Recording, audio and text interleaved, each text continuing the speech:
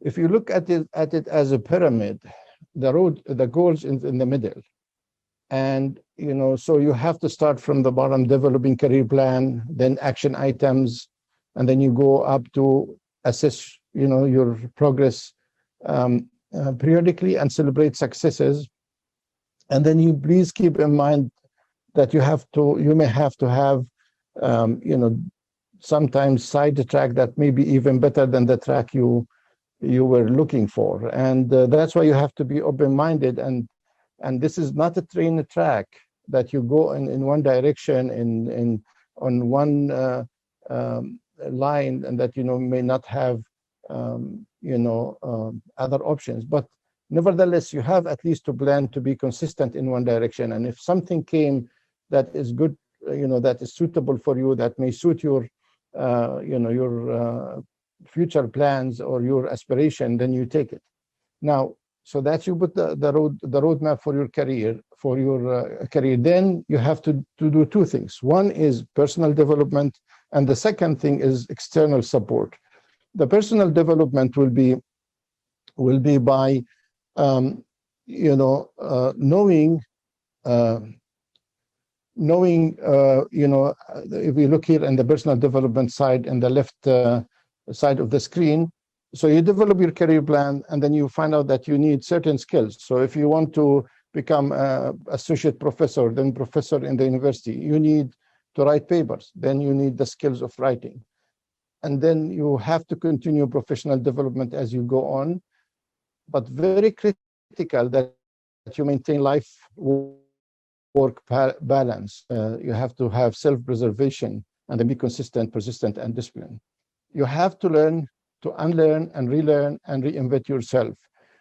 You cannot be working in this rapidly changing atmosphere of healthcare and you're doing the same thing over and over again. You may have every few years to change, in certain ways. And actually, sometimes the change has to be faster. So you have to make sure that you are always working on your personal development. Now, on the other side, you have to get external support. The external support, you start by getting mentors. I cannot overemphasize getting mentors here, but then you have to secure the organizational support. And please keep in mind that you may not have all the resources at once at the beginning. So I see repeatedly young guys coming from their training, and they put multi-million-dollar proposals for their leadership, and they would not do anything unless they got everything.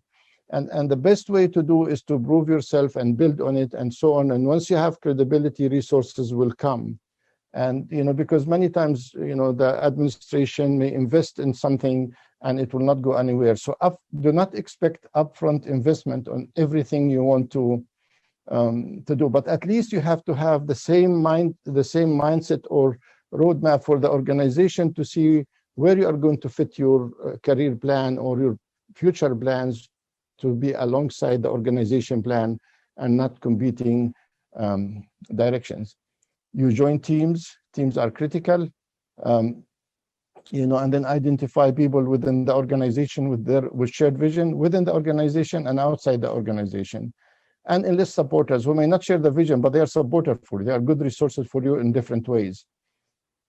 And as you go on, you have to check with mentors, and then sometimes the mentor role will be changing. And sometimes you overgrow the skills and the knowledge that your mentor, and that's the goal actually by mentorship.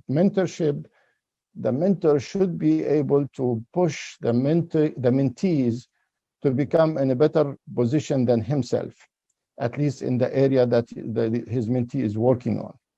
And then you always assess the big picture, and if at one time you may overgrow an organization or may overgrow certain setting, that you may have to move on to bigger and better things.